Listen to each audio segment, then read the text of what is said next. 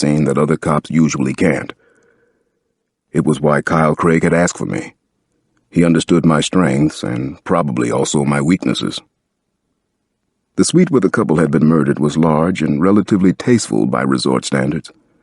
The first thing anyone entering the bathroom would notice was a marble bathtub and a tinted glass window overlooking a man-made lake and several fountains. 2 bodies were in the tub. I could see the tops of their heads and a couple of bare feet. As I got closer, I saw that the man and the woman had been bitten and also cut several times. The nude corpses were eerily white. There hadn't been anywhere to hang them inside the suite. There wasn't much blood in the tub itself, but it had been stoppered. The room was buzzing with police activity, too much to suit me. There were LVPD detectives, paramedics, crime scene scientists, a pathologist, the coroner's investigative team, and the FBI, of course. I needed quiet. I studied the pale, pathetic bodies for several minutes. As was the case with all the victims so far, the man and woman had been attractive, perfect specimens. Chosen for that reason? If not, then why? The girl looked to be in her early 20s. She was petite, blonde, slender, probably under 100 pounds. The span of her shoulders was only about a ruler's length. Her breasts were small and had been bitten, almost shredded. There were bite gouges up and down her legs. The male appeared to be in his early 20s as well. He was blond and blue-eyed, with a corn-fed look. His body was toned and sculptured. He too had been bitten. His throat had been slashed, and so had his wrists. I could see no defensive bruises on their hands. They hadn't fought back, had they? They knew the attackers. "You saw the ghouls lurking outside?" Kyle asked. "The semi-human freak show?" I nodded. "It's daylight, though. The ones out there must be harmless. The ghouls and their crypts are the ones we need to find."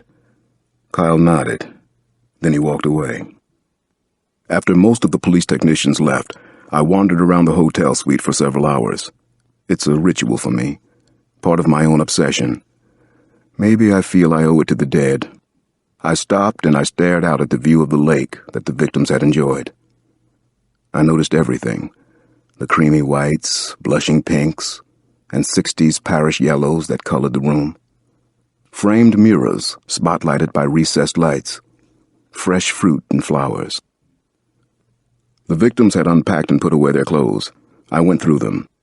Bob Mackie dresses, high-heeled shoes by Jimmy Choo and Manolo Blahnik, a couple of skirts. Expensive, chic, the best of everything.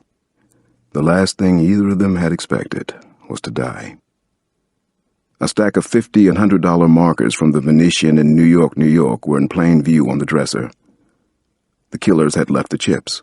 Also 2 full vials of cocaine in the woman's purse, a carton of Marlboro Lights. Was it to tell us they weren't interested in money and drugs, in gambling, and cigarettes? What were they interested in? Murder? Blood? Ticket stubs were inside the woman's purse. Souvenirs. Passes to MGM Grand Adventures. Tickets for shows at the Circus, the Folies Bergeret and the Tropicana, the Magicians Siegfried and Roy, a half bottle of Lolita Lampica perfume. The man had kept a few restaurant receipts: Le Cirque and the Bellagio, Napa, the Palm, Spago at Caesars. "There are no tickets or receipts for last night," I said to Kyle. "We need to find out where they went. Could be where they met the killers. They must have gotten friendly with them. They let the killers in here." Chapter 35. The cell phone in my pocket went off. Shit! Damn it! Why do I carry these infernal gadgets? Why does anybody in their right mind need to constantly be on call? I glanced at my watch as I took the phone in hand. It was already 11 o'clock. What a life. So far, we knew that Andrew Cotton and Dara Gray had gone to the rum jungle for drinks, and then a magic show at the Mirage. They were seen talking to 2 people, but it had been dark in the theater. That was what we had so far, but it was still early. I had been at the Bellagio murder scene since early evening. The case was really getting under my skin. The murders were brutal, primal. I had read about similar murders in Paris and Berlin, biting attacks, but I had never seen anything like this with my own eyes. "Alex Cross," I said into the phone. I turned towards the picture window, revealing the lake and the desert in the distance. The view was soothing, an incredible contrast with what had happened in the suite. "It's Jamila, Alex. Did I wake you?" "No, not hardly. I wish you had. I'm at a murder scene. I'm in Las Vegas staring out at the desert." "Well, you're up pretty late yourself," I said. It was good to hear her voice. She sounded sane and normal. She was sane and normal. I was the one in trouble. "Oh, I sometimes stay at the office late. That way I can get a day's work done after everybody else goes home. Alex, I have some information to share on the biting attacks." From the sound of her voice, I suspected this wasn't going to make things any easier for me. "Go ahead, Jamila. I'm listening." "Okay," she said. "I've been working with a couple of medical examiners from the other places where the bloodsucker struck. I think we may have hit on something important in San Luis Obispo, and then again in San Diego." I was listening. Jam had my full attention. In both of the cities, the medical examiners really got into the case, really tried to help. As you know, we exhumed in San Luis Obispo. Then Guy Milner, the ME in San Diego, did the same. I won't bore you with all the details right now, though I can overnight them to your hotel. Well, that would be great. Obviously no faxes on any of this material. Here's what we found out. In both these murders, the teeth marks are different than in San Francisco or LA. The marks were made by human teeth, Alex, but the killers were not the same ones. The evidence is pretty conclusive. Alex, there are at least 4 killers out there working. At least 4. We've identified 4 different sets of human teeth so far. I was trying to make some sense of what I just heard. These are bodies that were exhumed? Human teeth could leave bite marks on bone? Yes. The MEs agreed on that. The enamel on teeth is the hardest substance in the human body. Also, as you know, the killers might have been wearing enhancers. Fangs? Right. There was gnawing on the bones in San Diego. That's another reason why there were clear marks. Gnawing? I winced. Well, you're the psychologist, not me. Gnawing entails strong, repetitive, intentional action. It could definitely account for teeth marks. One of the victims was an adolescent. The other was in his 50s. That helped us some, too. According to my sources, the adolescent's bones had less density. So did the older person's due to osteoporosis. Thus, the clear marks. But why gnaw on the bones? You tell me. I was thinking about it. How about this? Inside the bone is the marrow, and the marrow is rich in blood vessels. "Oh, Alex, yuck," Jamila said. "That could be it. How perfectly awful." Chapter 36. The murders of the 2 actors exploded the media awareness of the case. Suddenly, we had hundreds of tips to check and way too many bogus leads to follow. According to the tips, Dara Gray and Andrew Cotton had been spotted in nearly every club and hotel in Vegas. It was just what we didn't need to deal with. We had decided not to release the information that there might be more than one set of killers. California and Nevada weren't ready for it. Kyle Craig decided to stay out west for the next couple of days. So did I, of course. I didn't have much of a choice. The case was too hot and seemed to be revving up even more. Over 1,000 local police and FBI agents were involved on some level. Then, the killing simply stopped. The pattern that had seemed to be escalating and building ended. The killers who had seemed to be getting bolder just vanished. Or maybe we weren't finding the bodies anymore. I was talking daily to profilers in Quantico, but none of them could discern a pattern that made sense to any of us. Jamila Hughes couldn't come up with interesting leads or theories either. Everyone was completely stumped. The killers just stopped killing. Why? What was going on? Had the publicity scared them off? Or was it something else? Where had the killers disappeared to? How many were there? It was time for me to go home. That was the good news, and I took it for what it was. Kyle agreed, and I headed back to Washington with the uncomfortable feeling that I had failed, and that maybe the murderers would get away with what they had done. I got to the house on 5th Street at 4 on a Monday afternoon. The home front looked a little worn, but also comfortable. I made a mental note that I had to paint the outside. The gutters needed work. Actually, I looked forward to it. Nobody was home. Nobody was there. I'd been away for 14 days. I had wanted to surprise the kids, but I guess that was another bad idea. They seemed to be coming in clusters lately. I wandered around the house, taking it all in, noting little things that were different since I had left.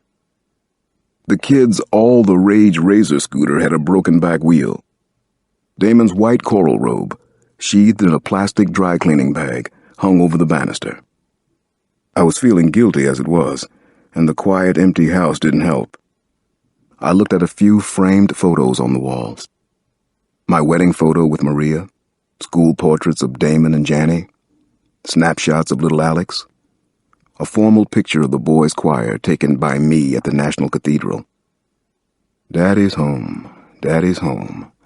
I sang an old 60s tune as I peeked into the upstairs bedrooms. Shep in the limelights, I muttered. Nobody was around to care that I was singing old rock and roll tunes and trying to lighten the mood. The Capitol and the Library of Congress were within walking distance, and I knew Nana liked to take the kids there sometimes. Maybe that's where they were? I sighed and wondered once again whether it was time for me to get the hell out of police work. There was one catch. I was still passionate about the work. Even though I'd failed on the West Coast, I usually got some kind of results. I had saved some lives in the past few years. The FBI brought me in on some of their toughest cases. I figured this was my bruised ego talking, so I stopped the internal bullshit, cut it right off. I took a hot shower, then I changed into a Men's March t-shirt and jeans, flip-flops. I felt a lot more comfortable, like I was back in my own skin. I could almost make myself believe that the lurid vampire killers were gone from my life for good. I think that's what I wanted to happen. Just let them crawl back into their hole. I went down to the kitchen and grabbed a Coke from the fridge. Nana had taped a couple of the kids' masterpieces to the door. Intergalactic Encounter by Damon, and Marina Scurry Saves the Day, again, by Janelle. A book was laid out on the kitchen table, 10 Bad Choices That Ruin Black Women's Lives. Nana was doing a little light reading again. I peeked inside to see if I was one of the 10 bad choices. I wandered out to the sun porch. Rosie the cat was asleep on Nana's rocker. She yawned when she saw me, but didn't get up to rub against my legs. I had been away too long. Traitor, I said to Rosie. I went over and scratched her neck, and she was okay with it. I heard footsteps on the front porch. I walked to the foyer and opened the front door. Light of my life. Janny and Damon looked at me and screeched, "Who are you? What are you doing in our house?" "Very funny," I said. "Come and give your daddy a big hug." "Hurry, hurry!" They ran into my arms, and it felt so good. I was home, and there was no place like it. And then I had a thought I didn't want to have. Did the mastermind know that I was here? Was our house safe anymore? Chapter 37. At its best, life can be so simple and good, as it should be.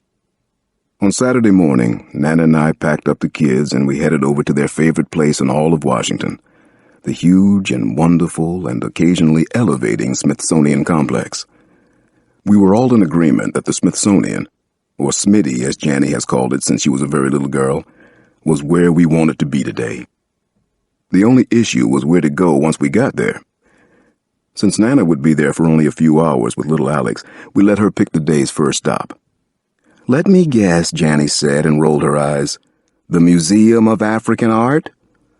Nana Mama shook a finger at Janny. "No, Miss Weisenheimer.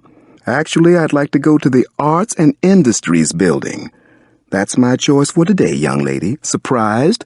Shocked that Nana isn't the creature of habit you thought she was?" Damon piped up. "Nana wants to see the history of black photographers. I heard about it at our school. They got cool black cowboy pictures. Isn't that right, Nana?" "And much, much more," said Nana. "You'll see, Damon. You'll be proud and amazed and maybe stimulated to take a few more photographs than you do. You too, Janny,